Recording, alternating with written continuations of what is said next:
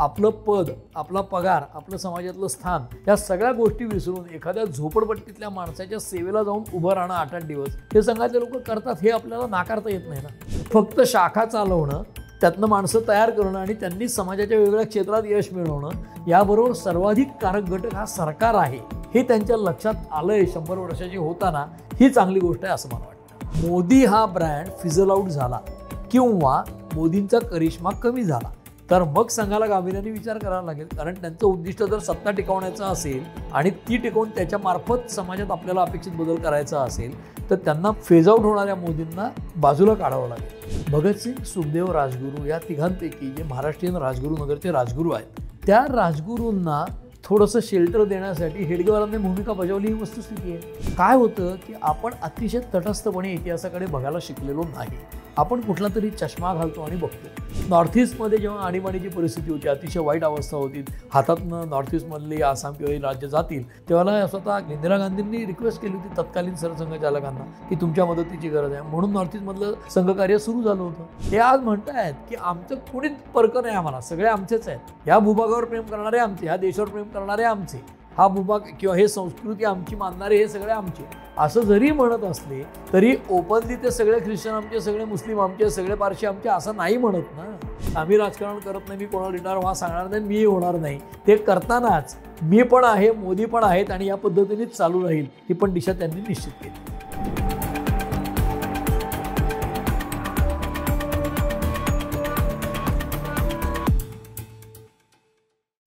नमस्कार, मी निखिल. द पॉलिटिक्समध्ये आपल्या सगळ्यांचं अगदी मनापासून स्वागत. RSS at 100 ही विशेष सिरीज द पॉलिटिक्स घेऊन आलं आहे, ज्यामध्ये आपण RSS या संघटनेला जी 100 वर्ष पूर्ण झाली आहेत त्या सगळ्या 100 वर्षाचा आढावा एकतर घेणार आहोत, त्या संदर्भात बोलणार आहोत. त्यासोबतच RSS या संघटनेची पुढची दिशा कशी असेल याबद्दल देखील चर्चा करायची आहे.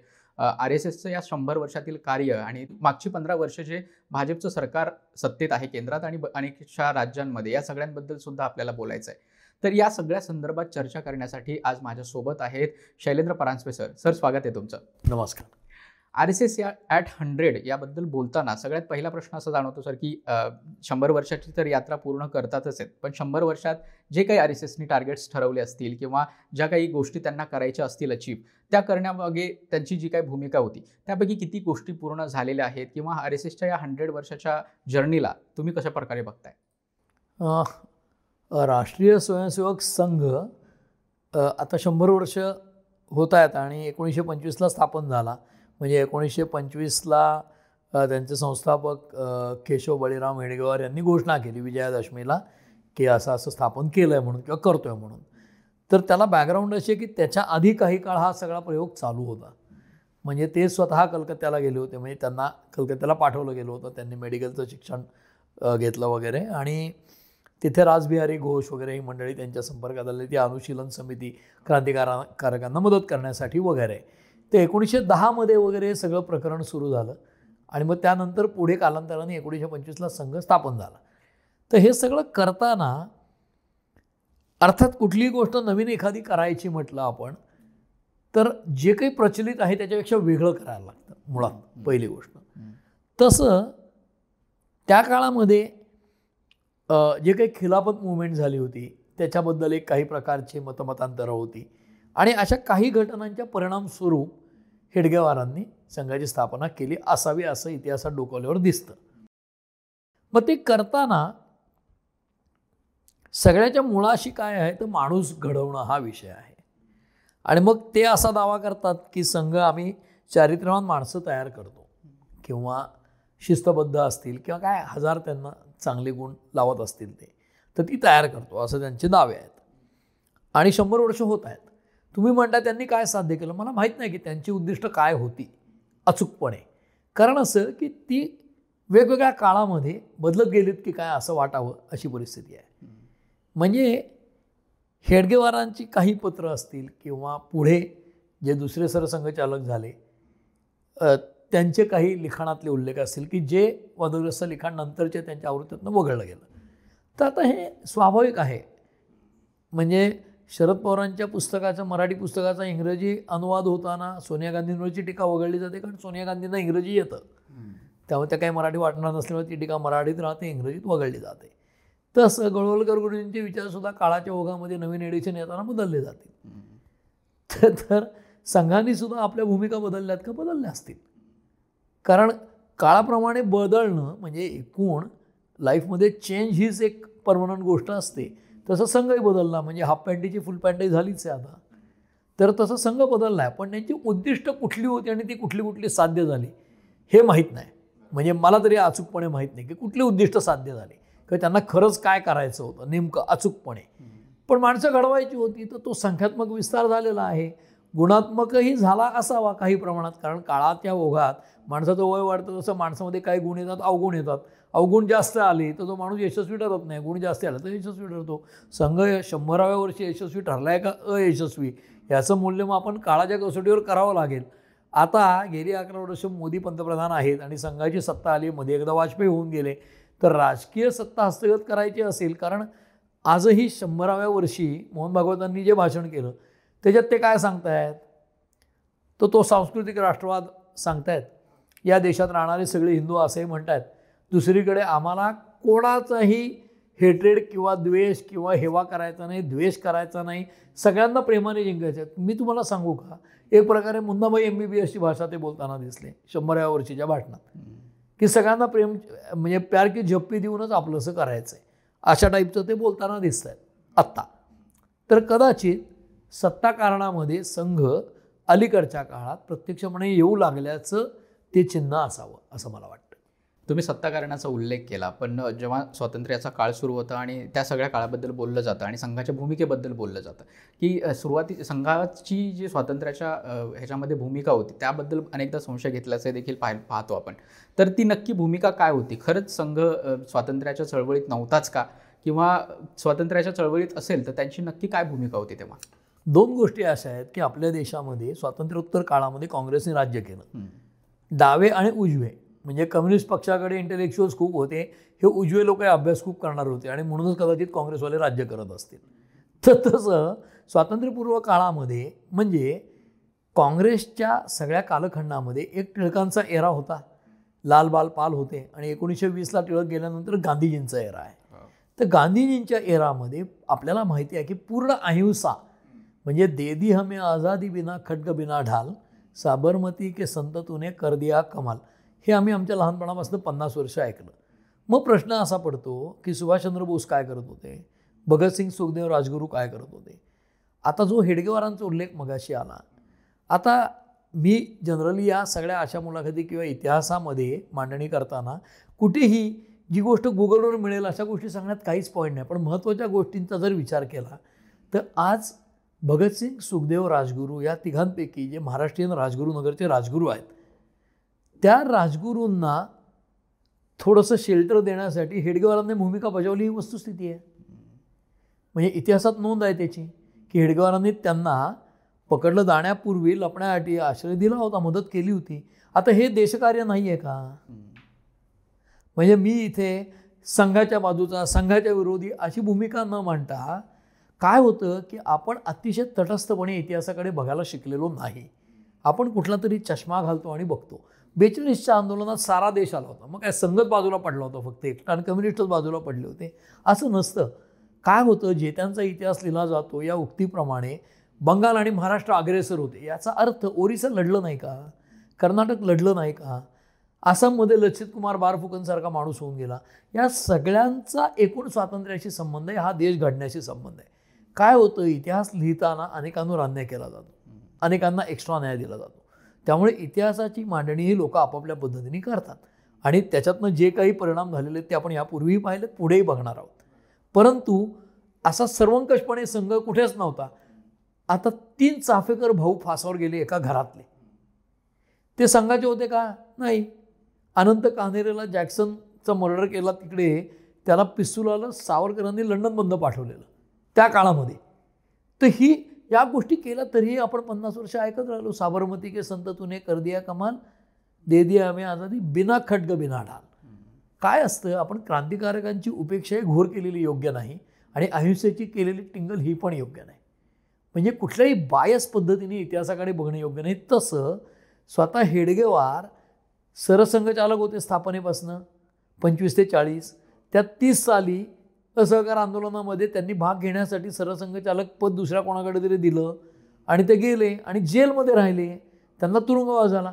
आता त्या आंदोलनातला तुरुंगवास हा आंदोलनातला सहभाग नाही आहे का? आहे ना. त्यामुळे असं सरसकटीकरण करणं इतिहासाचं, वस्तुस्थितीचं, भविष्याचं किंवा प्राचीन इतिहासाचं हे कुठलंच योग्य नाही.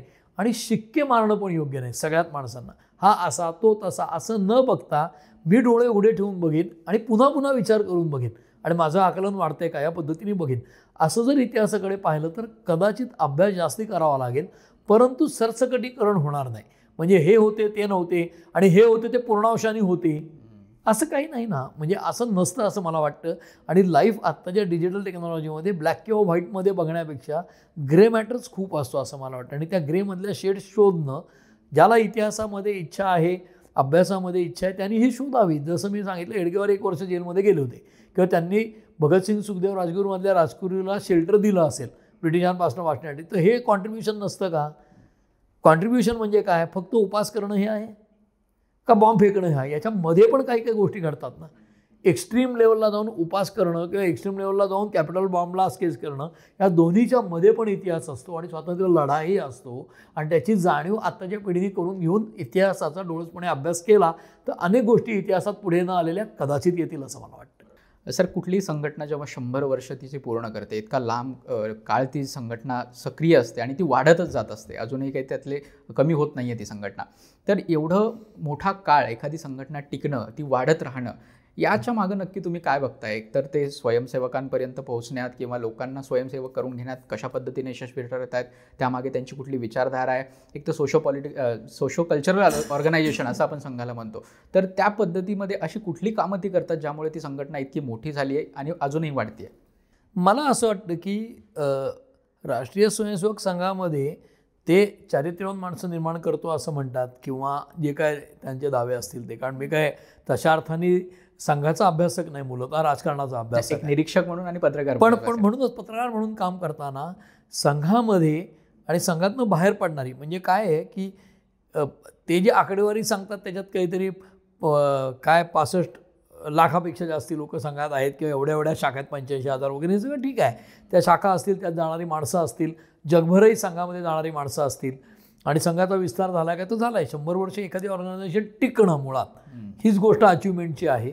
त्याच्या पलीकडे जाऊन संघामध्ये कुठल्याही प्रकारचं डोनेशन किंवा अशा गोष्टी चालत नाहीत. ते त्यांच्या त्या गुरुदक्षिणा जी असते त्याच्यावर ते चालतं असं म्हणतात. आज म्हणजे संघाला काय या 3 वेळेला बंदी आल्या वेगवेगळ्या काळामध्ये. त्यात एक गांधी हत्येनंतर आली, त्याच्यानंतर एक आणीबाणीच्या काळात आली आणि एक नंतर बाबरी मशिदीच्या घटनेनंतर आली आणि त्या तिन्ही बंदी नंतर पुढे उठवल्या गेल्या. आणि आज मोदींचं सरकार असताना एक फार मोठी राष्ट्रभक्त संघटना किंवा देश घडवणारी संघटना म्हणून मोदींनीच लाल किल्ल्यावरनं उल्लेख केला त्यांचा किंवा त्यांच्या भाषणामध्ये आता 15 ऑगस्टच्या. तर आता इथपर्यंतचा हा प्रवास आहे. आणि जसं जेत्यांचा इतिहास लिहिला जातो तसं आज मोदी सत्तेवर म्हणून त्यांनी RSSचं नाव घेतलं. यापूर्वी कुठल्याही पंतप्रधानांनी तसं घेतलं नसेल. पण मगाशी गप्पा मारताना मी जे तुम्हाला म्हणालो की कदाचित तुम्ही ते नेट सर्चमध्ये पाहिलं होतं की 62च्या युद्धाच्या वेळेला संघाने काम केलं होतं का? तर केलं होतं. 62च्या युद्धानंतर त्यांनी जे काही कॉन्ट्रीब्युशन केलं त्यासाठी पंडित नेहरूंनी RSSच्या लोकांना त्यांचं एक कॉन्टिंजेंट प्रजासत्ताक दिनाच्या परेडमध्ये बोलवलं. ते त्यांच्या वेशात सहभागी झालं होतं संचलनात. तर काहीतरी करत असतील म्हणूनच बोलवलं असेल. आणि खाजगीमध्ये एका सरसंघचालकांनी जे सांगितलं होतं खाजगी गप्पांमध्ये, मला वाटतं मोहन भागवतांनीच कदाचित सांगितलं असावं गेल्या 10-15 वर्षातल्या गप्पांमध्ये इन्फॉर्मल, की नॉर्थ ईस्टमध्ये जेव्हा आणीबाणीची परिस्थिती होती, अतिशय वाईट अवस्था होती, हातातनं नॉर्थ ईस्टमधली आसाम किंवा ही राज्य जातील, तेव्हा स्वतः किंवा अरुणचाली इंदिरा गांधींनी रिक्वेस्ट केली होती तत्कालीन सरसंघचालकांना की तुमच्या मदतीची गरज आहे. म्हणून नॉर्थ ईस्टमधलं संघकार्य सुरू झालं होतं. तर अशा अनेक गोष्टी असतात. त्यामुळे एक लोकांना ज्ञात असलेला इतिहास, कागदोपत्री इतिहास, प्रत्यक्ष घडलेल्या गोष्टी याच्यातही तफावत असू शकते. त्यामुळे 100 वर्ष एखादी संघटना किंवा संघ किंवा कुठली संघटना चालणं ही अचिव्हमेंट आहे का? तर आहे. त्यांनी ही जी माणसं घडवली म्हणजे आत्ता काय समजा 65 लाख असतील सदस्य, ते सगळे चारित्र्यवान आहेत असंच रडकीत द्यायचं कारण नाही. त्यांच्यातही भ्रष्टाचार करणारे असतीलच. माहिती काय, सगळे 100% स्वच्छ आणि देव माणसं नाही आहेत ना. पण तरी देखील 100 वर्ष संस्था चालणं आणि आज ती एका राजकीय पक्षाच्या पाठीशी असणं, त्यांनी निर्माण केलेला ब्रँड आज पंतप्रधान पदावर असणं, तर कुठल्या तरी एका राजकीय विश्लेषकाने की जो अदरवाईज संघाचा टीकाकार आहे खूप मोठा, त्यांनी देखील हे म्हणले की जगाच्या पाठीवर अशी संघटना नाही की इतक्या मोठ्या संख्येने माणसं, म्हणजे आपल्याला माहिती आहे की करोनासारख्या आपत्तीच्या वेळेला बरखा दत्त यांचा एक व्हिडिओ खूप व्हायरल झाला होता की धारावीमध्ये कसे संघसेवक काम करतात आणि त्याच्यामध्ये एखाद्या मल्टीनॅशनल IT कंपनीचा व्हाईस प्रेसिडेंट काम करतोय. मला संघाने सांगितलं मी काम करतोय. काय करत होता तर साधं एक काहीतरी द्यायची वस्तू इकडनं तिकडे एवढंच करत, पण करत होता 8 दिवस. तर एकीकडे त्यांना झापडबंद म्हणून हिणवता येतं आपल्याला की जसं झापड लावलं की जातं एका दिशेने, काही विचार करत नाहीत. पण दुसरीकडे आपलं पद, आपला पगार, आपलं समाजातलं स्थान या सगळ्या गोष्टी विसरून एखाद्या झोपडपट्टीतल्या माणसाच्या सेवेला जाऊन उभं राहणं 8-8 दिवस हे संघातले लोक करतात, हे आपल्याला नाकारता येत नाही ना.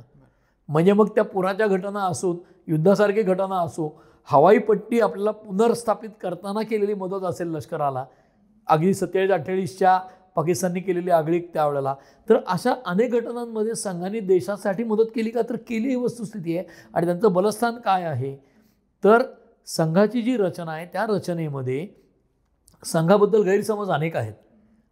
म्हणजे मला पत्रकार म्हणून काम करताना, मी संघाचा अभ्यासक, त्याच्यावर PhD केलेला माणूस नाही, तरी देखील रिपोर्टिंग करताना जे अनेक लोकांना भेटल्यानंतर लक्षात येतात त्याच्यामध्ये असं लक्षात येतं की RSSची, जसं आपण म्हणतो की निवडणुकांमध्ये ज्या वेळेला लोकसभा निवडणुकीमध्ये संघाने फार भाग घेतला नाही आणि कसब्याच्या बाय इलेक्शनमध्ये काय झालं तर दंगेकर निवडून आले होते.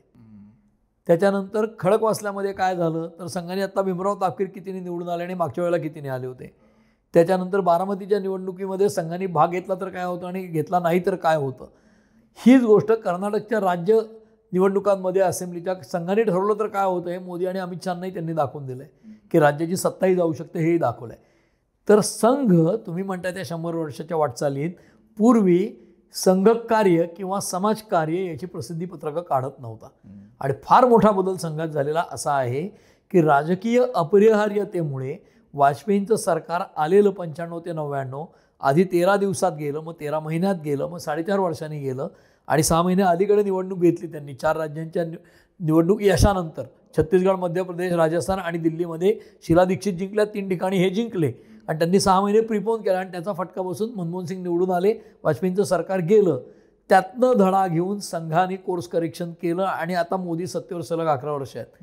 पण हे सगळं करत असताना त्यांच्या लक्षात काय आलं तर संघाला त्यांची अनेक राज्यात जे जाळं आहे कार्यकर्त्यांचं सामाजिक कामाचं, त्याचा उपयोग राजकारणामध्ये करून घ्यावा लागेल. आणि म्हणून करोना काळामध्ये ज्यावेळेला संघाने कार्य केलं, पुण्यात देखील त्यांनी MESच्या मैदानावर जे काही कॅम्प तयार केला त्याची रेग्युलर प्रसिद्धीपत्रकं निघत होती. पूर्वी संघाची प्रसिद्धीपत्रकं नाही यायची, संघ नव्हे पण त्या कार्याची प्रसिद्धी त्या प्रमाणात केली जायची नाही, ती आता केली जाते. याचा अर्थ राजकारणामध्ये टिकायचं असेल आणि सत्ता टिकवली तर अपेक्षित बदल घडवता येतात. त्यामुळे तुम्ही जो पहिला प्रश्न विचारला, संघाला 100 वर्षात उद्दिष्ट साध्य झाली आहेत का, तर कदाचित नाही. त्यांना जे उद्दिष्ट मिळवायचं आहे ते कदाचित साध्य झालेलं नाही, म्हणून काही काळ सत्तेवर राहणं आवश्यक आहे. यासाठी संघ आता जो अजिबात राजकारणात थेट सहभागी व्हायचा नाही, तो तशा अर्थाने सहभागी व्हायला लागला आहे. मोहन भागवतांनी 100 वर्ष झाली त्या आत्ताच्या भाषणामध्ये जरी सांगितलं की आम्ही राजकारण करत नाही, मी कोणाला रिटायर व्हा सांगणार नाही, मीही होणार नाही, ते करतानाच मी पण आहे, मोदी पण आहेत आणि या पद्धतीनेच चालू राहील ही पण दिशा त्यांनी निश्चित केली आहे. सर, तुम्ही तुमच्या बोलण्यामध्ये आत्ता उल्लेख केला की संघावर आत्तापर्यंत 3 वेळा ज्या बंदी आलेल्या आहेत त्याबद्दल आपण बोलू. पहिली जी बंदी आली होती गांधी हत्येनंतरची, तेव्हा संघासाठी पण खूप कठीण काळ होता आणि ज्या प्रकारची टीका त्यांच्यावर झाली, ज्या प्रकारची त्यांच्या विरोधात कार्यवाही झालेली होती, तेव्हा अटकही झाली होती तेव्हाच्या सरसंघचालकांना. या बंदीच्या काळात सुद्धा संघ कसा टिकून राहिला, त्या बंदीच्या काळात सुद्धा ते कशा पद्धतीनं वाढत गेलेत तेव्हा? या प्रश्नामध्ये काय आहे की जसं त्यावेळेला दुसरे सरसंघचालक होते त्यांना जेल झाली आणि मोहन भागवतांनी त्यांच्या भाषणात 100 वर्ष आली त्यावेळेच्या सांगितलं की गांधी हत्येनंतर त्यांच्या घरावर हल्ला करायला लोक आले, तेव्हा संघ स्वयंसेवक आले आणि म्हणाले आम्ही संरक्षण करतो इथे येऊन. त्याच्या वेळेला त्यांना गोळवलकर गुरुजींनी काय सांगितलं सरसंघचालकांनी की जे हल्ला करायला येतात ते आणि तुम्ही संरक्षण करणारे हे सगळे भारतीयच आहेत आणि हिंदूच आहेत. मग हिंदूचं रक्त सांडण्यापेक्षा मला त्रास झाला तर चालेल, म्हणून तुम्ही काही ह्या भानगडीत पडू नका म्हणून त्यांनी सांगितलं, निक्षून तुम्ही नका. आणि ते जेलमध्ये गेले वगैरे. त्यातला मुद्दा काय आहे की संघावर बंदी आली, सरसंघचालकांना अटक झाली, तरीसुद्धा संघ चालू राहिला. त्याचं कारण त्यांच्या रचनेमध्ये आहे. एकीकडे संघाकडे सगळे टीकाकार एकचालकांवरती असं म्हणतात. म्हणजे काय, एक माणूस सांगेल आणि सगळे ऐकतील. तर मुळात ती रचनाच तशी नाही आहे. म्हणजे त्यांच्याकडे एक माणूस सांगतो सगळे हालतात अशी रचनाच नाही आहे. संघाची निर्णयांची सगळी जी रचना आहे ती अतिशय गुंतागुंतीची आहे. आणि एक व्यक्ती कुठला तरी निर्णय घेईल आणि सगळे त्याच्या मागे जातील म्हणणार की अशी रचनाच नाही आहे. आणि त्यामुळे त्यांच्या प्रतिनिधी सभा, मग त्यातनं त्याचं होणारं मंथन, समाजाच्या वेगवेगळ्या त्यांची जी सामाजिक अंग केलेली आहेत त्यातनं येणारे फीडबॅक, त्यांचे लोक एकत्र येणं आणि तो सर्वंकष आढावा घेऊन एक होलिस्टिक विचार केला जातो आणि मग त्या त्या क्षेत्रामधल्या सुधारणा केल्या जातात. हे मोदींच्या 11 वर्षाच्या कालखंडातनं पण आपल्याला दिसतंय आणि काही प्रमाणात महाराष्ट्रात 5 वर्ष फडणवीसांनी कारभार केला त्यात पण दिसतंय. म्हणजे त्या सगळ्या ब्रँचेसचा वेगवेगळ्या राज्यातही दिसतोय तो. तर तो करताना समाजाच्या सर्व थरांमध्ये पसरणं, संघ स्वयंसेवकांनी लोकांच्या सुखदुःखांशी जोडून घेणं. तुम्ही मला सांगा, अन्य कुठल्याही म्हणजे पक्षीय कार्यकर्ते करतात या पद्धतीचं. काँग्रेसमध्येही शिबिरं व्हायची, अभ्यास व्हायचा, ती परंपरा काँग्रेसमध्ये खंडित झाली. आता त्यांचंही सेवादल आहे, तेही उत्तम काम करायचं. कम्युनिस्ट लोकही खूप अभ्यास करणारे आहेत, पण ते खिळखिळे झालेत. मार्क्सवाद कोलमडला, जगभर थोडासा, डावे काही प्रमाणात कमी झाले. भारतातही ते चित्र दिसतंय. पण आयडिओलॉजी म्हणून कुठली वाईट असते अशातला भाग नाही. त्या आयडिओलॉजीमध्ये त्याच्यामध्ये आपल्याला खूप चर्चा, डिबेट करता येईल ती कशी चुकीची आहे. म्हणजे अंतुबर्वा पुलंत जसं म्हणतो की 4 पानंसुद्धा वेगळी असतात, सारखी नसतात, 4 बोटं सारखी नसतात आणि मग कसे समानता येणार वगैरे. तर ते सगळं ठीक आहे, पण तरी देखील कुठलीही विचारधारा त्याचं खंडन जरी केलं तरी त्या सगळ्याचं अंतिम ध्येय लोकांचं कल्याण हे असायला पाहिजे ना. तर संघ जे काही काम करतोय ते करताना राजकारणात सत्तेवर असल्याशिवाय आपल्याला अपेक्षित बदल समाजात घडवता येत नाही. याची उपरती संघाला 75 वर्षाच्या नंतर का होईना झाली हे सुचिंत आहे असं मला वाटतं. म्हणजे फक्त शाखा चालवणं, त्यातनं माणसं तयार करणं आणि त्यांनी समाजाच्या वेगवेगळ्या क्षेत्रात यश मिळवणं, याबरोबर सर्वाधिक कारक घटक हा सरकार आहे हे त्यांच्या लक्षात आलंय 100 वर्षाची होताना. ही चांगली गोष्ट आहे असं मला वाटतं. सर, तुम्ही सरकारचा किंवा सत्तेचा आणि संघाचा असं दोघांचा उल्लेख केला आणि त्यांच्या संबंधांबद्दल थोडीफार चर्चा केली. पण आत्ता जेव्हा आपण बघतोय की 2014 नंतरचा संघ आणि भाजप किंवा सरकारचा समन्वय आणि याच्यापूर्वी जेव्हा सत्ता होती म्हणजे वाजपेयींच्या काळातली सत्ता होती आणि तेव्हाचा आणि तेव्हाच्या सरसंघचालक आणि संघाचा संबंध यामध्ये थोडाफार बराच फरक दिसतो खरं, थोडाफार म्हणण्यापेक्षा. कारण तेव्हाचे सरसंघचालक आणि वाजपेयी यांच्यातले संबंध तेवढे उत्तम नव्हते असं सांगितलं जातं. आणि आत्ताचे सरसंघचालक आणि नरेंद्र मोदी किंवा पंतप्रधान आणि भाजप यांचे संबंध अतिशय उत्तम असल्याचं बोललं जातं. ही जाणीव व्हायला म्हणजे पूर्वीचं सरकार गेल्यामुळे ही जाणीव आली आहे का काही असे कुठले मोमेंट्स होते की त्याच्यामुळे ही जाणीव यायला लागली की नाही आपल्याला सत्तेशिवाय वाढताही येणार नाही आणि आपले जे उद्दिष्ट आहे तेही साध्य करता येणार नाही? 2 गोष्टी असतात की एखादं कारण असतं की ज्याच्यामुळे एखादा परिणाम घडतो. जसं संघ हे मूळ आहे आणि नंतर भारतीय जनता पक्ष आहे, भारतीय जनता पक्षानंतर मग ब्रँड मोदी आहेत. तसं पूर्वी काय होतं तर जनसंघ होता. जनसंघाचं भारतीय जनता पक्ष करण्यामध्ये काय कारण होतं तर काही कारणं होतीच. मुळात राष्ट्रीय स्वयंसेवक संघ असं नाव ठेवण्यामागे काय कारण होतं, हिंदू स्वयंसेवक संघ असं का नाही ठेवलं, तर त्याची कारणं आहेत, ती इतिहासात आहेतच. त्याचबरोबर वाजपेयी असतील किंवा तत्कालीन सरसंघचालक असतील, त्याच्यामध्ये कितीही म्हटलं तरी ती 2 माणसं आहेत ना, 2 भिन्न व्यक्तिमत्व आहेत. आणि 2 व्यक्ती जिथे येतात तिथे कुठेतरी एक इगो क्लॅश असतो, वर्चस्वाची भावना असते. आपण संघामुळे आपलं सगळं अस्तित्व आहे हे वाजपेयी मान्य करतच होते. पण ज्यावेळेला त्यांना सरकार चालवायचं असतं त्यावेळेला ते किंवा आडवाणी हे इतके टॉल नेते होते की त्यामुळे अशी परिस्थिती आली की प्रमोद महाजन देखील संघाला जुमानत नव्हती अशी परिस्थिती होती. म्हणजे आजही नागपूरला जे अधिवेशन होतं महाराष्ट्राच्या विधानसभेचं, त्यावेळेला भारतीय जनता पक्षाचे सगळे आमदार हेडगेवार स्मृती म्हणून जे नागपूरच्या रेशीम बागेत संघाचं मुख्यालय आहे, त्या रेशीम बागेतलं जे स्मृतीस्थळ आहे हेडगेवारांचं त्याला वंदन करतात. म्हणजे RSSच्या मुख्यालयात जाऊन डोकं टेकतात असं नव्हे, हेडगेवारांना वंदन करून येतात जाऊन तिथे स्मृतीस्थळाला असं सांगितलं जातं आणि सगळे आमदार जातात. अजित पवार गेले नाहीत टीका झाली, ते भाजपचे नाहीच आहेत पण घटक पक्ष आहेत. एकनाथ शिंदेचे गेले कारण ते हिंदुत्ववादीच आहेत, अजित पवार सेक्युलर आहेत तेव्हा ते नाही गेले. तसं वाजपेयींना जरी कल्पना असली की आपण संघ स्वयंसेवक आहोत, संघामुळेच आपलं अस्तित्व आहे, भारतीय जनता पक्षाचे आपण प्रधानमंत्री आहोत आज देशाचे, तरी देखील सरसंघचालक हा संघाचा प्रमुख आहे आणि मी सरकारचा प्रमुख आहे म्हणजे देशाचा प्रमुख आहे. संघामध्ये कितीही लोक असले तरी संघाच्या बाहेर पण देश आहे. देशामध्ये संघापेक्षा देश मोठा आहे का तर आहे. संघात काही 140 कोटी लोक नाहीत. त्यामुळे संघाच्या बाहेर जो देश आहे त्या सगळ्यांचा मी प्राईम मिनिस्टर आहे. त्यामुळे सरसंघचालक आणि वाजपेयी ह्या 2 व्यक्ती म्हणून जर घेतल्या तर त्याच्यामध्ये वाजपेयी आणि त्यांच्या स्टेचरमध्ये फरक असेल तर अर्थात वाजपेयी त्यांना जुमानणार नाहीत.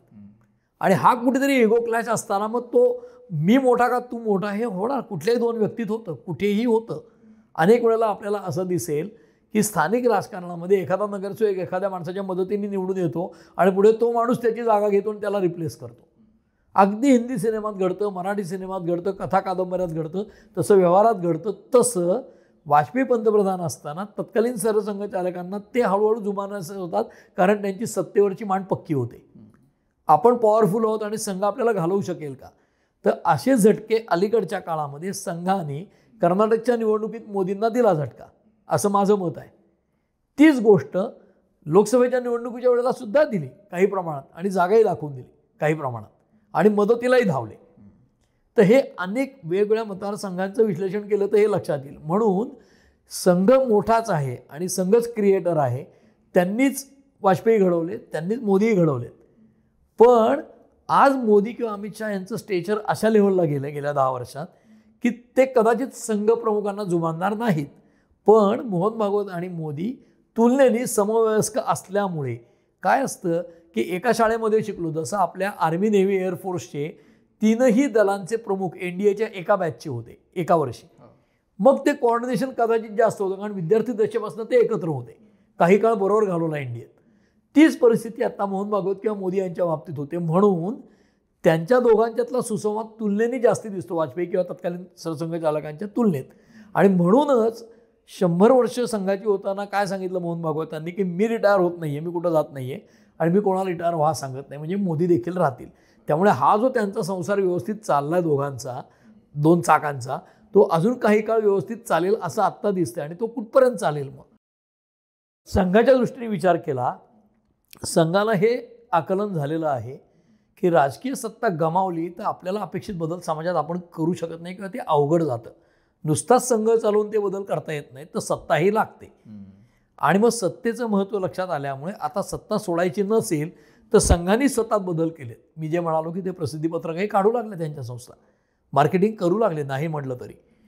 हे जर त्यांनी बदल केले असतील आणि ते अंगवळणी पडत असतील तर मोदी हा ब्रँड फिझल आउट झाला किंवा मोदींचा करिश्मा कमी झाला. जसं अनेक सर्व्हेजमध्ये आजही मोदींची लोकप्रियता समजा 50% लोकांना आवडत आहेत, ती कमी झाली कदाचित. तर मग संघाला गांभीर्याने विचार करावा लागेल. कारण त्यांचं उद्दिष्ट जर सत्ता टिकवण्याचं असेल आणि ती टिकवून त्याच्यामार्फत समाजात आपल्याला अपेक्षित बदल करायचा असेल तर त्यांना मोदींना फेज आउट होणाऱ्या मोदींना बाजूला काढावं लागेल. आणि मग तो प्रश्न तेव्हा येईल. तसं संघाची उद्दिष्ट काय आहेत तर अखंड हिंदू राष्ट्र आहे का, सगळ्या हिंदूंची युनिटी आहे का, हिंदूंचं हित आहे का, अन्य काही आहे हे त्यांना माहीत आहे. ते स्पेल आउट अनेक गोष्टी करतात. मग कल्चरल नॅशनलिझम किंवा सांस्कृतिक राष्ट्रवादी आता मांडतात. म्हणजे या देशावर प्रेम करणारा प्रत्येकजण हिंदू असं म्हटलं तर या देशातल्या कोणाचं प्रेम नाही आहे हे सिद्ध करावं लागेल ना. या देशावर एखादा प्रेम करत नसेल किंवा देशविरोधी भूमिका येतात तर कायद्याने कारवाई करावी लागेल, इतकंच आहे. पण असं ॲश्युम नाही करतायत किंवा गृहीत धरतात नाही याचं प्रेम नाही आहे त्याचं प्रेम नाही आणि ते योग्य नाही. कोणाविषयी संशय व्यक्त करणं हे योग्यच नाही आहे. तसं संघाला जर वाटलं की मोदी ब्रँड फिझल आउट होतोय तर ते त्यांना बाजूला करतील. सर, तुम्ही संघाच्या राजकारणातील भूमिकेबद्दल बरीच चर्चा केली, निवडणुकीच्या राजकारणाबद्दलही बोललो आपण. असं आहे का की जेव्हा जेव्हा भाजपाचा पराभव होतो तेव्हा असं सांगितलं जातं की त्याच्यामध्ये संघाची भूमिका नव्हती, तेव्हा संघाने सक्रिय सहभाग घेतला नाही म्हणून पराभव झाला. आणि जेव्हा जेव्हा भाजप जिंकतो तेव्हा असा उल्लेख केला जातो की नाही, संघाने याच्यात सक्रिय भूमिका बजावली, संघाचा स्वयंसेवक आला आणि त्याने काम केलं आणि मग तो निघून गेला निवडणूक झाल्यानंतर. असं काही आहे का राजकारण त्याच्यात? संघ 25 सालापासून आहे आणि तो तुम्ही म्हणता तसं संख्येने वाढतोय. समजा तो वाढत असेल म्हणजे केरळमध्ये संघाचं काम खूप आहे पण निवडणुकीचं यश मिळालेलं नाही आतापर्यंत. मग का नाही मिळालं? कारण संघ सक्रिय नाहीच आहे तिथे निवडणुकीत, होतही नव्हता तुलनेने. त्यांची वर्षानुवर्ष ती भूमिका होती पण अलीकडच्या काळात ते सक्रिय होऊ लागलेत आणि त्याचे परिणाम आता येणाऱ्या काही काळात निश्चित दिसतील. कारण हा जो बदल आहे हा गेल्या 10 वर्षातला आहे. म्हणजे वाजपेयींचं सरकार गेलं 2004 साली आणि आज आपण 25मध्ये आहोत. तर 4 ते 14 मनमोहन सिंग होते तेव्हा त्यांच्या लक्षात आलं की संघ जर सक्रिय झाला नाही आणि निवडणुकीच्या आखाड्यात उतरला नाही अप्रत्यक्षपणे तर हे सगळं अवघड आहे प्रकरण. आणि म्हणूनच ते उतरायला लागले. म्हणजे 4 ते 14 संघ काम करत होता का? करत होता. इंदिरा गांधींच्या काळात काम करत होता का? करत होता. पण संघ संघातच काम करत होता, राजकारणाकडे जराही लक्ष देत नव्हते. देत असतील पण ज्या प्रमाणात आज देत आहेत तसं देत नव्हते. आणि म्हणूनच आत्ता संघ कितीही नाही म्हटलं तरीसुद्धा राजकारणामध्ये हळूहळू त्यांचा शिरकाव झालेला आहे. जसं सर्वानंद सोनोवालसारखा एक संघ स्वयंसेवक अचानक उठतो आणि मुख्यमंत्री होतो. त्याचं कारण काय? कारण काय? भारतीय जनता पक्षाची सत्ता आहे. आणि आज जसं आपण एकीकडे संघाला एकचालकानुवर्ती म्हणतो, पण काँग्रेसमध्ये महाराष्ट्राचा निवडून आलेले सगळे आमदार काय म्हणतात? एक ओळीचा ठराव देतात. पक्षश्रेष्ठी सांगतील त्याला आम्ही मुख्यमंत्री मान्य करू. ही काही विकेंद्रित लोकशाही आहे का? तर ही सगळीकडचीच हळूहळू कमी होत चाललेली आहे. त्यामुळे सगळीकडेच पक्षाचं नेतृत्व सांगेल ते ऐकायचं. म्हणजे शरद पवारांच्या पक्षात शरद पवार, सुप्रिया सुळे, रोहित पवार यांच्या विरुद्ध बोलण्याची कोणाची हिंमत नाही. उद्धव ठाकरे यांच्या पक्षात ते आणि त्यांचे चिरंजीव यांच्याविषयी कोणी बोलणार नाही. भाजपमध्ये राज्यामध्ये फडणवीसांच्या आणि केंद्रात अमित शहा मोदींच्या विरोधात कोणी बोलेल अशी शक्यता नाही. उत्तर प्रदेशात योगीच्या विरुद्ध बोलू शकणार नाहीत. काँग्रेसमध्ये राहुल गांधींच्या विरोधात 23 नेत्यांनी पत्र दिलं. आजही ते तिथेच आहेत. ते 23 नेते कुठेही शोधायला लागतं. ही जर स्थिती असेल तर एकचालकानुवर्ती संघाबद्दल काही तितकंसा आक्षेप घ्यायचं कारण नाही. आणि मी मगाशी म्हणालो तसं एकचालकानुवर्तित्व संघाचं आहे काय अशी मला शंका आहे. कारण एक मोहन भागवत निर्णय घेतात आणि सगळे ऐकतात अशी स्थिती नाही. त्यांची निर्णय प्रक्रिया अतिशय गुंतागुंतीची आहे, कॉम्प्लेक्स आहे आणि अनेक यंत्रणा मिळून ते निर्णय घेतात. अंमलबजावणी करण्याची यंत्रणा सुद्धा इतकीशी सोपी आणि सुलभ नाही, गुंतागुंतीचीच आहे.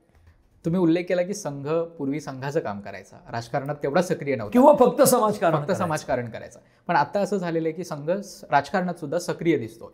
तर त्यामुळे ते म्हणतात आम्ही नाही होत, ते म्हणत असले तरी आता पुरावे दिसतात. बरोबर. मग त्यामुळं संघ जास्त टीकेचा धनी होतोय का? कारण राहुल गांधी जेव्हा कुठल्याही प्रचारात बोलायला जातात, कुठल्याही राज्यसभेमध्ये बोलतात, तेव्हा ते आधी मोदी, शहा आणि दुसरा टीकेचा जो रोख असतो तो संघाचा असतो. हा संघाचा माणूस, हा संघाचा पाठीराखा वगैरे वगैरे. तर यामुळे ज्या लोकांचं एकतर ते संघाची लोक आहेत, ही अशी भाजपची लोक आहेत, याचं विभाजन झालंय का? आणि संघ यामुळे टीकेचा जास्त धनी ठरतोय का? नाही, संघावर टीका ही आज नाही झाली, पहिल्या दिवसापासूनच झाली. पण त्याचं प्रमाण आता जास्त झालं. हो, त्याचं कारण असं की संघावर टीका करणं हे तुलनेने सोपं आहे. त्याचं कारण असं, राहुल गांधी प्रत्येक ठिकाणी ते मांडतात. म्हणजे भारत जोडो यात्रा महाराष्ट्रातनं काढली आणि ती चांगली होत असताना शेवटच्या टप्प्यात त्यांनी सावरकरांवर टीका केली. म्हणजे राजकीय मुत्सद्देगिरी राहुल गांधींची कमी पडते, म्हणूनच त्यांना पराभवाला सामोरं जावं लागतं ना पुन्हा पुन्हा. म्हणजे डोळे उघडे ठेवून आणि आपल्या जवळ आपले आलोचक असावेत हे त्यांच्याकडे नाहीत. किंबहुना तोंडपूजा लोकांची संख्या त्यांच्या भोवती जास्त असल्यामुळे त्यांना आज बॅकलॅश सहन करायला लागतोय. त्यामुळे ते प्रत्येक ठिकाणी फक्त RSS की विचारधारा, संघ के लोगों ने गांधी की हत्या की वगैरे ह्या लेवलवरच अजूनही टीका करताना दिसत आहेत. किंवा तांत्रिक मुद्दे म्हणजे काय, घटना बदलणार. आता लोकसभा निवडणूक होऊन मला वाटतं वर्ष होत आलं का? आता नाही, अजून होऊन गेलं. हां, 1.25 वर्ष झालं, तरी पण घटना तर बदललेली नाही अजून. सेम गोष्ट, घटनेचा मुद्दा गेला, लाल बुक पुस्तक दाखवायचं थांबले ते. मग EVM मध्ये घोटाळे आहेत असं म्हणायला लागले. EVM फॉल्टी आहेत, ती यंत्रणा सदोष आहे. तो मुद्दा सोडून देऊन आता मत चोरायला लागले असा मुद्दा मांडायला लागलेत. तर त्यांनी टीका केल्याने संघाला फार फरक पडत नाही. जसं मोदी कुठलीही टीका केली तरी काम करत राहतात, तसं संघ त्यांच्या लाईनवर कायम आहे. पण टीका केली जाते कारण टीका करणं तुलनेने सोपं आहे. संघावर टीका करणं तुलनेने सोपं आहे. आणि ती 1925 पासनं 1950 पर्यंत केली गेली. नेहरूंचा युफोरिया इतका प्रचंड होता, नेहरूंची पॉप्युलॅरिटी खूप होती. त्यामुळे 1947 ते 1960-65 पर्यंत 70 पर्यंत नेहरूंचा प्रचंड प्रभाव असल्यामुळे चायना युद्धानंतर तो कमी झाला काही प्रमाणात. आणि मग इंदिरा गांधी आल्या. आणीबाणीच्या काळात त्यांनी बंदी घातली संघावर. कारण काय, तर संघाकडे माणसांचं संघटन मोठ्या प्रमाणावर होतं, त्याची त्यांना भीती वाटणं स्वाभाविक आहे. आज संघाचा इतिहास बघताना फार मोठे अभ्यासक लोक जे सांगतात त्याच्यामध्ये नानाजी देशमुखांनी जनसंघ आणि मग भारतीय जनता पक्ष जो आला जनसंघातनं पुढे, त्याच्या आधी जेव्हा जनता सरकार आलं 78 साली, त्यातनं नानाजी देशमुख वगैरे मग बाजूला गेले एकूण याच्यातनं. कारण त्यांच्या लक्षात आलं हे काही खरं नाही प्रकरण, असं सांगतात अनेक विश्लेषक मोठे मोठे. तर त्याचं कारणच ते आहे की RSS जनसंघातनं भाजप स्थापन व्हायचं कारण काय, तर ती हळूहळू मलिनता येणं म्हणजे काय, तत्व आणि व्यवहार याच्यामध्ये व्यवहाराकडे गेले की थोडी मलिनता येणार, तत्व शुद्ध राहू शकेल, विचार म्हणून शुद्ध असेल, पण आचरण करायला गेलं की losses due to friction add व्हायला लागतात वैज्ञानिकदृष्ट्या. तसं व्यवहारामध्ये काही प्रमाणात काही गोष्टी आपल्याला सहन कराव्या लागतील, काही भ्रष्टाचार सहन करावा लागेल, या पातळीवर येतं. आणि ती तयारी आता संघ दाखवू लागला आहे की सत्तेच्या राजकारणात गेल्यावर अंगाला थोडा मळ लागेल. काठावर बसून सगळे स्वच्छ म्हणणं आणि त्या पाण्यात उडी मारून साफ करणं याच्यात फरक आहे हे त्यांच्या लक्षात आलं आहे. हे चांगलं आहे. त्यामुळे ती सगळी मॅनपॉवर किंवा ही त्यांच्या यंत्रणेमुळे, त्यांची जी यंत्रणा आहे, जसं गोळवलकर गेले जेलमध्ये तरी संघ चालू होता, कारण त्या शाखाभिखा चालतात आणि विकेंद्रित पद्धतीने, म्हणजे एकीकडे एकचालकांवरती म्हटलं तरी त्यांचा कारभार विकेंद्रित पद्धतीने होतो, ही वस्तुस्थिती आहे. म्हणजे समजा 85,000 ब्रँचेस किंवा शाखा चालत असतील तर त्या शाखा चालतात रोज, त्या वेळेला झेंडा चढवतात, उतरवतात, प्रार्थना म्हणतात. भगवा झेंडा त्यांनी लावला, सामान्य माणसाला तिरंगा लावायची परवानगी दिल्यावर आम्ही लावायला लागलो, असं ते 2002 सालापासून लावायला लागले आणि सांगायला लागले. कारण वाजपेयींचं सरकारला ही टीका व्हायला लागली, संघवाले लावत नाही झेंडा, म्हणून त्याचे हळूहळू ते आपल्यावरचे आक्षेप दूर करतायत. आणि स्वातंत्र्य लढ्यात भाग घेतला की नाही, जसं मी मगाशी म्हणालो हेडगेवार गेले जेलमध्ये, काही लोक संघात जाणारेही जेलमध्ये गेले असतील, कदाचित त्यांचा रेकॉर्ड हे पुढच्या वेळेला पुढे आणतील की बघा आमचे लोक गेले होते जेलमध्ये, मग काय उत्तर देणार. आता ही सगळी जेलमधल्यांची यादी यांना काढायला लागली आणि कदाचित काढत असतील, मला माहीत नाही. सर, संघाचा जेव्हा उल्लेख होतो तेव्हा त्यांची विचारधारा ही त्यातलं एक त्यांना जोडून ठेवण्याचं सगळ्यात मोठं माध्यम मानलं जातं. पण हेडगेवार, गुरुजी आणि त्यानंतर देवरस आणि सुदर्शनजी आणि मोहन भागवत हे सगळे जे सरसंघचालक आहेत त्यांच्या संपूर्ण काळामध्ये, म्हणजे हेडगेवारांनी सुरू केल्यापासून ते आत्तापर्यंत ही विचारधारा नक्की कशा प्रकारे बदलत गेलेली असं वाटतं. म्हणजे बाळासाहेब देवरस जेव्हा आले तेव्हा त्यांनी सामाजिक समरसता हे एक प्रिन्सिपल घेतलं, त्याच्यामधून नंतर मग एका वेगळ्या राजकारणाला प्लस समाजकारणाला सुरुवात झाली संघाच्या. त्याकडे तुम्ही कसं बघताय? समरसतेचा मुद्दा असा आहे की मूलतः संघामध्ये सुरुवात जेव्हा केली हेडगेवारांनी तेव्हा किंवा गोळवलकर गुरुजींच्या नंतर, आजही भारतीय जनता पक्षाकडे ब्राह्मणी तोंडावळ्याचा पक्ष म्हणूनच पाहिलं जातं मुख्यत्वे. तशी परिस्थिती नाही आज, तरीही एक इम्प्रेशन असतं. कारण काय, तर स्वातंत्र्य लढ्यामध्ये काँग्रेस होती आणि काँग्रेसमध्ये सगळे लोक आहेत असं आपण समजतो. जसं कम्युनिस्ट पक्षामध्ये सर्व प्रकारचे लोक होते, पण त्याच्यामध्ये उच्च जातीचे लोक होतेच मोठ्या प्रमाणात, त्यांचं प्राबल्य होतं. म्हणजे जे बंगालच्या राजकारणामध्ये सामंतवादी दृष्टिकोन म्हणतात, किंवा समाजातल्या जातीवर्गातले वरच्या जातीचे लोक हे होतेच, त्यांचं वर्चस्व राहिलंच आहे. चातुर्वर्ण्यामध्ये त्या गोष्टी घडल्या आपल्या एकूण समाज व्यवस्थेमध्ये. तसं काँग्रेसमध्ये सुद्धा काँग्रेसमधल्या कुठल्याही लोकांना हे ब्राह्मण आहेत म्हणून वर आहेत असं म्हटलं गेलं नाही. काँग्रेसमध्ये काँग्रेस हीच विचारधारा झाली, इतकं ते मोठं आंदोलन झालं देशासाठी. तसं संघ आता 100 वर्षाचा झाला आहे. संघामध्ये किती नाही म्हटलं तरी त्यांनी हिंदू ही व्यापक गोष्ट घेतल्यामुळे तसा जातीभेद ते मानत नाहीत. गोळवलकर गुरुजींच्या काळातच त्यांनी, मग ते कुठेतरी पुढे शंकराचार्य एकत्र आले, मग चारीपीठाचे शंकराचार्य येऊन त्यांनी सांगितलं, मग विश्व हिंदू परिषदेचं आंदोलन झालं आणि मग कुठलाही हिंदू हा कमी नाही आहे. म्हणजे काय, तर खालच्या जातीच्या तथाकथित समाजातल्या तळागाळातल्या जातींना एकत्र आणण्याचा प्रयत्न म्हणून ते केलं गेलं. आणि ज्या वेळेला मंडल कमिशन नावाचा प्रकार झाला, विश्वनाथ प्रताप सिंगांनी आणला, त्यावेळेला मंडल कमिशनच्या नंतर अडवाणींची रथयात्रा आणि अयोध्येचं आंदोलन हे सुरू केलं गेलं. आणि त्याचं कारणच ते होतं की मंडल कमिशनमध्ये जर ओबीसी आरक्षणामुळे खालच्या जाती आणि हे सगळे लोक जर समाजात विभागणी आली, तर राजीव गांधी हे गेल्यानंतर 91ला राजीव गांधी गेले, त्यांचं सरकार 89ला गेलं होतं आणि व्ही पी सिंगांनी मंडल कमिशन आणलं. त्यावेळेला काँग्रेसही वीक होणार होती, कारण व्ही पी सिंग बाहेर पडले होते. जनमोर्चा म्हणजे 7 पक्ष एकत्र येऊन राष्ट्रीय पातळीवर जनमोर्चा झाला होता. म्हणजे थोडंसं ट्रँग्युलर टाईपचं वातावरण देशभर होतं, अस्वस्थ वातावरण होतं ते. त्या काळामध्ये मंडल कमिशनची विभागणी झाली असती तर कदाचित भारतीय जनता पक्षाला किती यश मिळेल. मग त्यातनं ती अयोध्येची यात्रा काढली गेली, मंडलला उत्तर हे असेल आमचं म्हणून. आणि त्या राजकीय सारीपाटावर संघाची भूमिका होती का? होतीच. संघाच्या सर्व संघटना, बजरंग दल असेल, विश्व हिंदू परिषद असेल, हे सगळे लोक त्या आंदोलनात उतरलेच ना. ती संघाची भूमिका होती. आणि म्हणूनच की गांधी हत्येनंतरचा संघ, की जेव्हा सरसंघचालक अटकेत गेले, त्याच्या आधी केशव बळीराम हेडगेवारांचा संघ, की जो स्वातंत्र्य आंदोलनापर्यंत सरसंघचालक पद सोडून 1 वर्ष जेलमध्ये गेला होता. म्हणजे संघाला अख्ख्या घेऊन गेले नाही आंदोलनात, स्वतः गेले होते. गांधी हत्येनंतर जेलमध्ये जावे लागणारे सरसंघचालक आणि त्याच्यानंतर मंडल कमिशनला उत्तर देणारा संघ अयोध्येच्या रथयात्रेला पूर्ण पाठिंबा देऊन आणि सगळे संत महंत, हे जे ट्रान्सफॉर्मेशन आहे हे सत्तेकडे जाणारं ट्रान्सफॉर्मेशन आहे. आणि त्याची पुढची कडी अशी आहे की संघ समाजकार्य करता करता प्रत्यक्ष राजकारणाला मदत करतोय आणि त्याची प्रसिद्धी पण करतोय.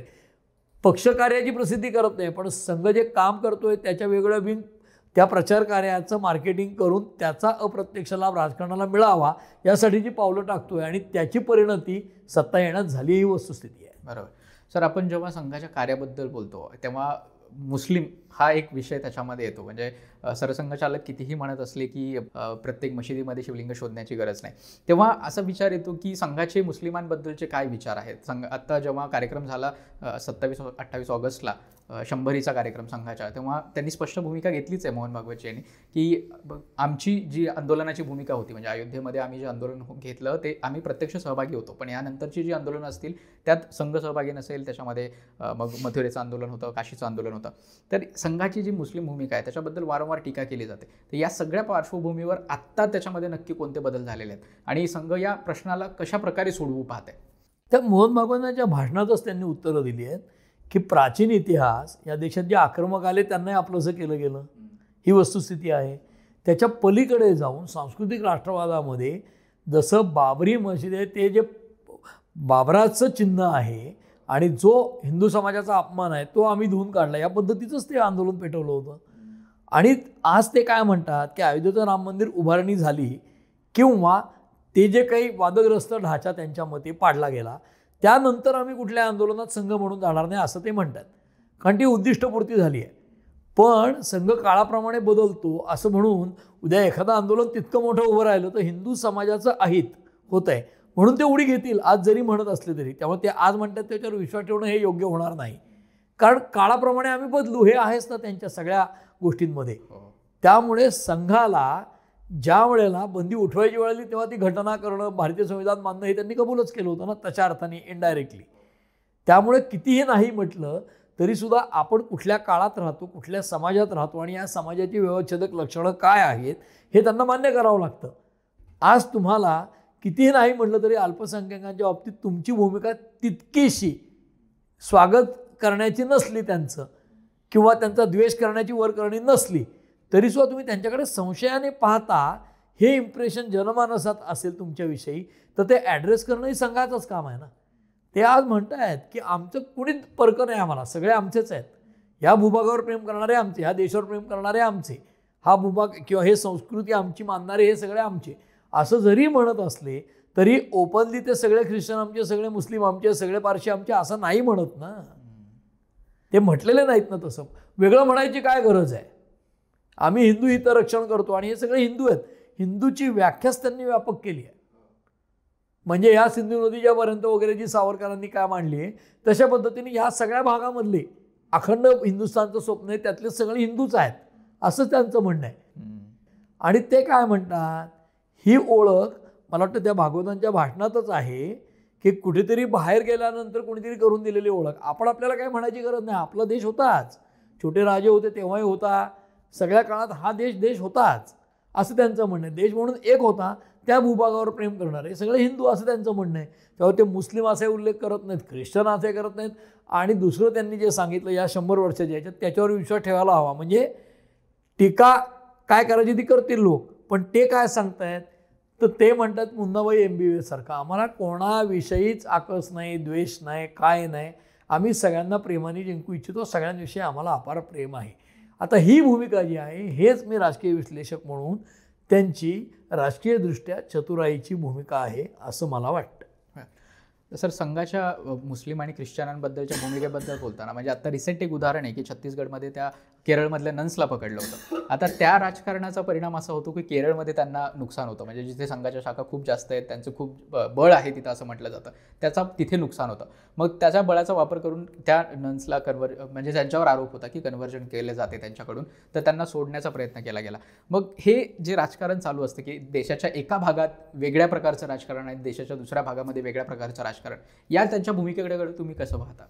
त्याच्यामध्ये अनेकदा असं होतं की जसं बंगारू लक्ष्मण नावाचे एक अध्यक्ष होते आणि ज्यांना लाच घेताना पकडले गेले. हो. मग त्यांना ते म्हणतात हे अनुत्तीर्ण झालेले स्वयंसेवक आहेत.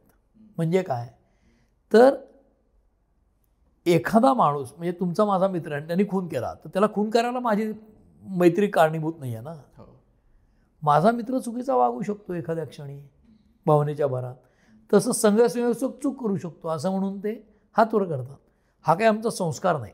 एखाद्या महाविद्यालयातनं एखादा मुलगा बोर्डात पहिला आला तर महाविद्यालय त्याचं क्रेडिट घेतं, पण तिथे काही त्यांनी गुन्हा केला तर आम्ही काही गुन्हा करायला शिकवत नाही असं म्हणतात.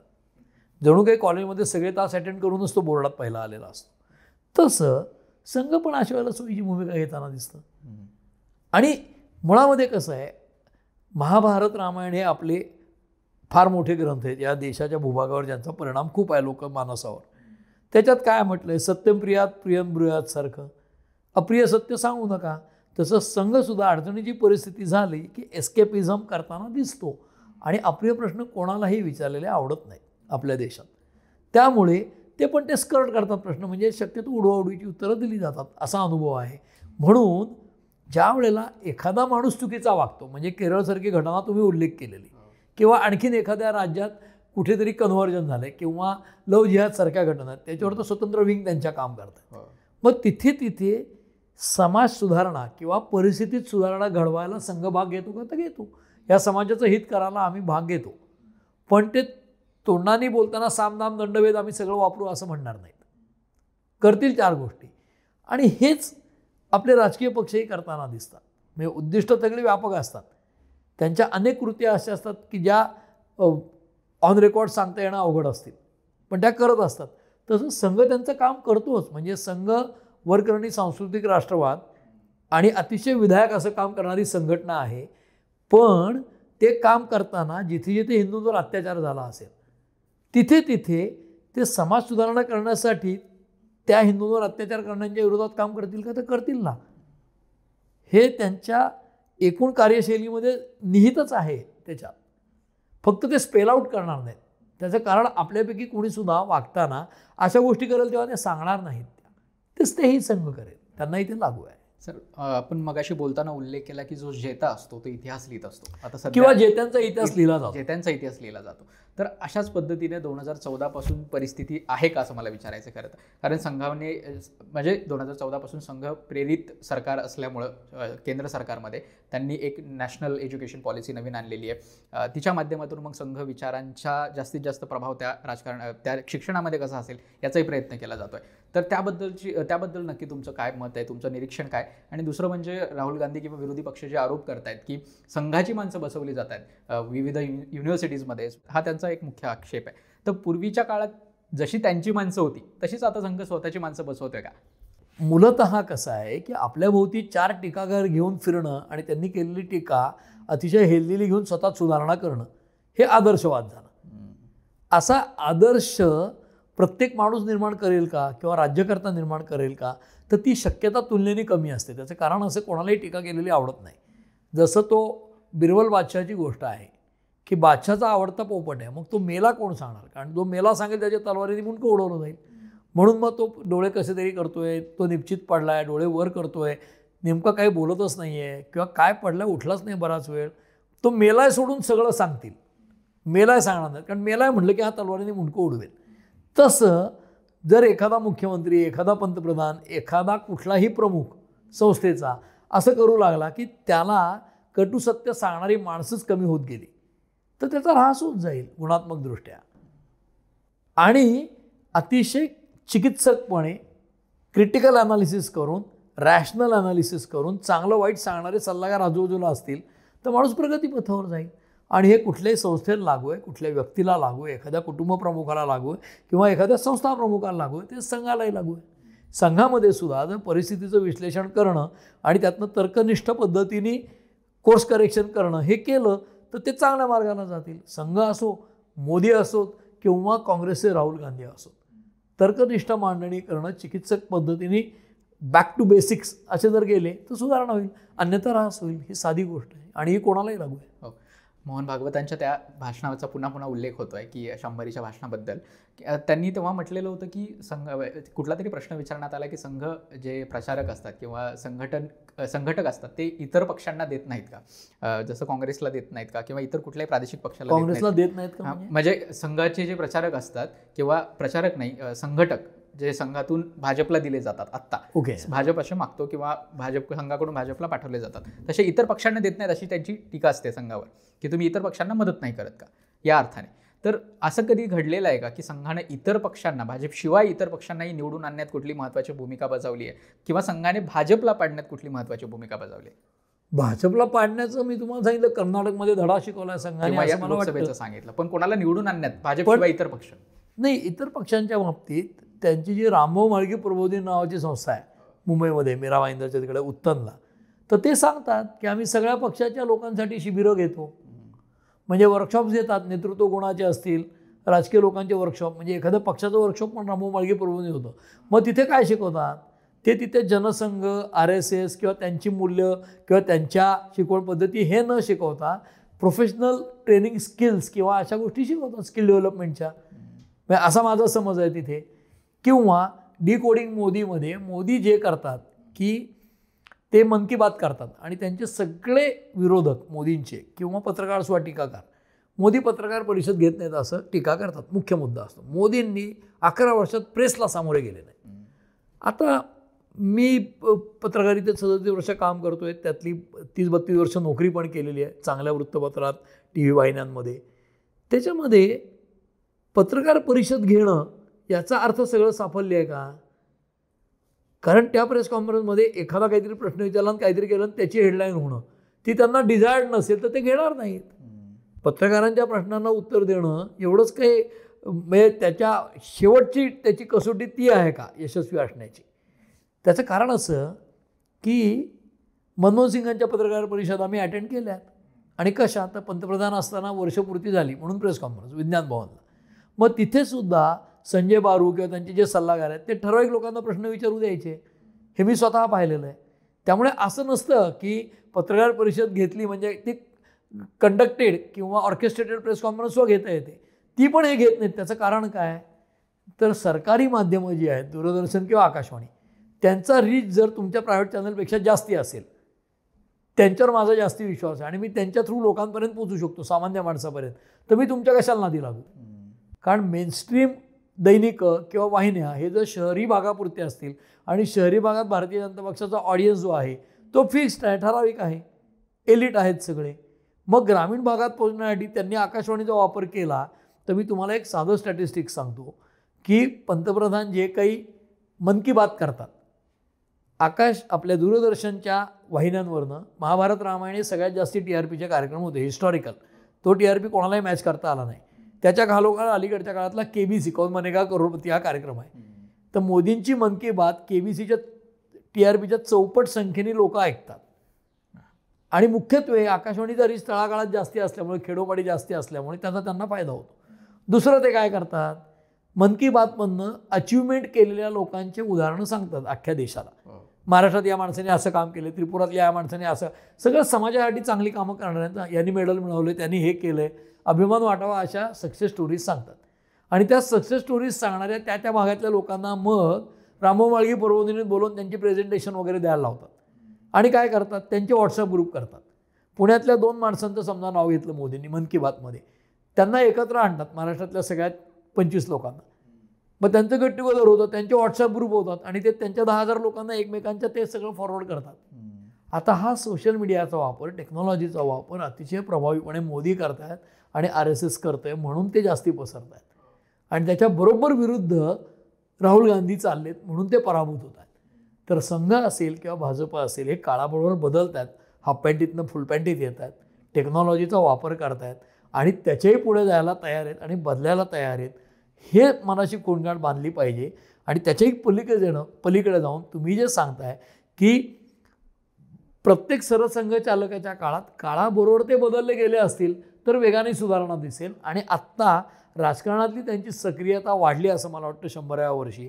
बाकी जसं दाखवायचे दात वेगळे आणि सुळे वेगळे हे मी जी मगाशी म्हणालो ते या दोन्हीच्या बाबतीत चालू आहे ते समाजाचं कल्याण करणं, वेलफेअर स्कीम्स आणणं मोदी करतायत, संघही काही बदल घडवतोय, पण ते करताना त्यांच्या मूळ उद्दिष्टांपासून ते लांब गेलेत का, तर हे मला माहीत नाही. कारण संघाचं मूळ उद्दिष्ट काय हे मला अद्याप कळलेलं नाही. म्हणजे मी मुलाखती पाहिल्या, खूप गोष्टी नेट सर्च केला, तर सांस्कृतिक राष्ट्रवाद असेल, सगळ्यांना एकत्र आणणं असेल, हे व्यापक जनकल्याणाचं असेलच. मग ते कधी अचीव होईल हे इतक्या सहजपणे होईल असं मला वाटत नाही.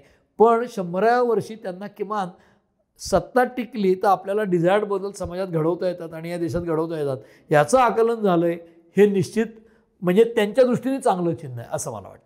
सर, आपण बदलाबद्दल बोलतोय, संघ कशा प्रकारे बदलत गेला याबद्दलही चर्चा केली, पण महिलांबाबतची संघाची भूमिका, की त्यांना संघाच्या शाखांमध्ये स्थान नसणं, ते सांगतात की समिती आहे त्यांची, तिथे ते त्यांचं काम करतायत आणि वेगवेगळ्या पद्धतीने ते इन्वॉल्ड आहेत, पण संघ कशा प्रकारे अजून सक्रियपणे महिलांचा त्यांच्या संघटनेमध्ये सुद्धा आणि एकंदरीतच विश्वामध्ये सुद्धा त्यांचा अधिक सहभाग कशा प्रकारे वाढवू शकतो?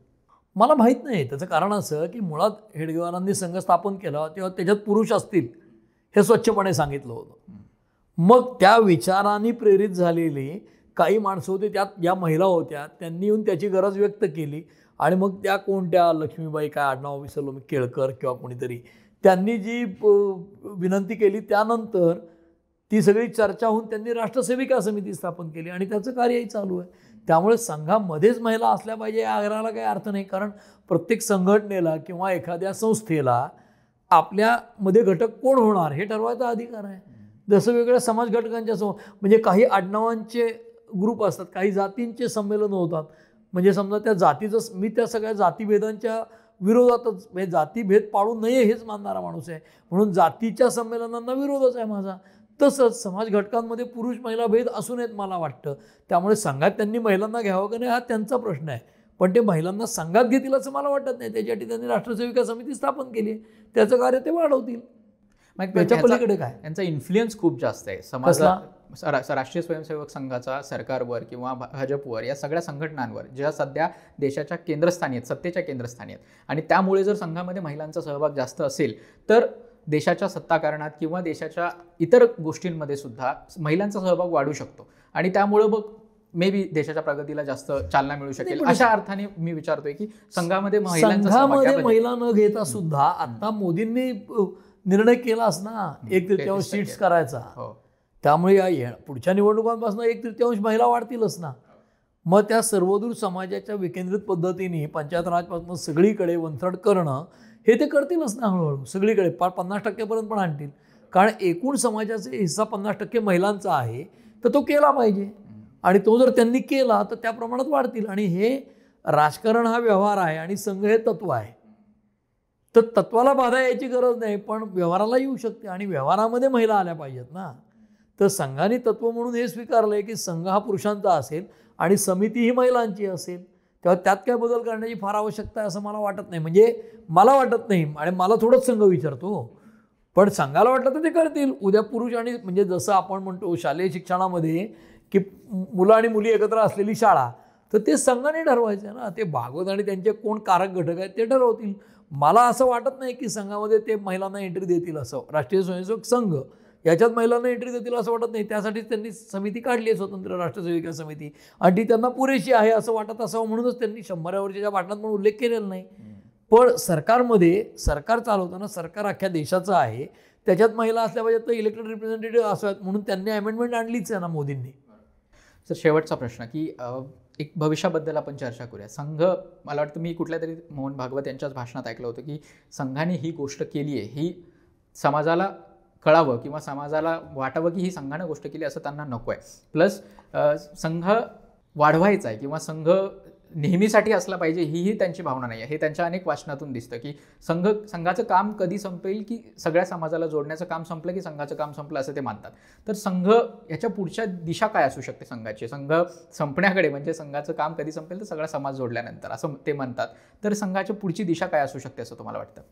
2 गोष्टी अशा आहेत की मी जसं म्हणालो की मूलतः 1925 साली स्थापन होताना हे काहीतरी हिंदू संघटन आहे, मग राष्ट्रीय स्वयंसेवक संघ त्याचं नाव आहे, आणि एक राष्ट्र उभारणी करायची आहे किंवा चांगला समाज घडवायचा आहे किंवा समाजात कॅरेक्टर असलेली लोकं तयार करायची आहेत, ही उद्दिष्टं असतील तर आज संघाचं उद्दिष्ट पूर्ती झाली आहे का?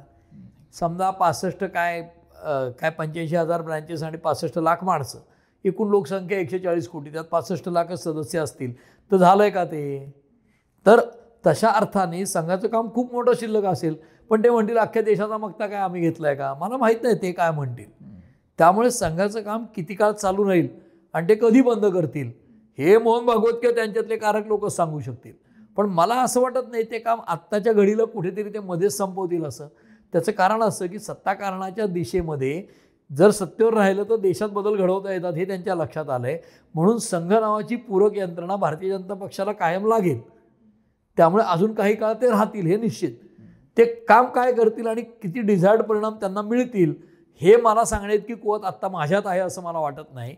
परंतु ज्या दिशेने संघाची वाटचाल चालली आहे ती जसं राजकारणामध्ये सहभाग घेताना संघ राजकारणात सहभागी होतो हे लोकांना आता कळायला लागले, ते आणखीन काही काळाने आणखीन जास्ती कळेल आणि मग त्याची परिणामकारकता कदाचित कमी होईल असं मला वाटतं. सर, खूप खूप आभार की तुम्ही एवढे सविस्तर संघाबद्दल म्हणजे संघाच्या स्थापनेपासून ते आत्तापर्यंत आणि त्याची भविष्याची दिशा काय असेल या सगळ्यांबद्दल चर्चा केली. अशाच विषयांसंदर्भात पुन्हा भेटत राहू. तोपर्यंत धन्यवाद.